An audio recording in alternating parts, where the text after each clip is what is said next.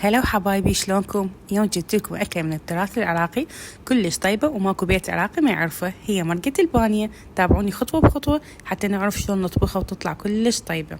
طبعا بالبداية أنا أطبخها على لحم الغنم. نجيب كمية من اللحم الغنم حسب الكمية اللي تناسبكم، وبجدر الضغط خليت قليل من الزيت وضفت اللحم الغنم.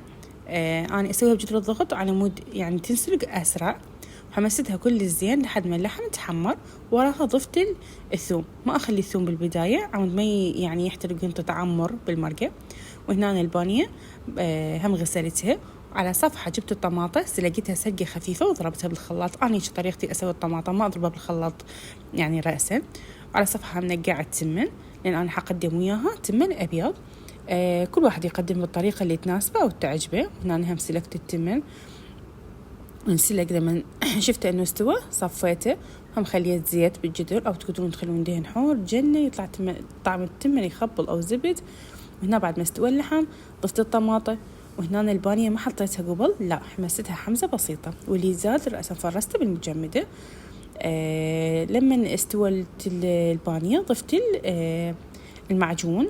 لأن أنا عندي طريقة يعني تنسلق البانية وتستوي، يلا أضيف المعجون هيك تصير أطيب وتستوي البانية يعني أسرع.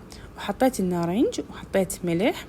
لما سبجت أو فارت لحد ما يعني صارت بالثخن اللي أنا رايته. طبعا أنا هيك أشوف كلش الثخن مناسب، مو كلش تخينة ولا خفيفة.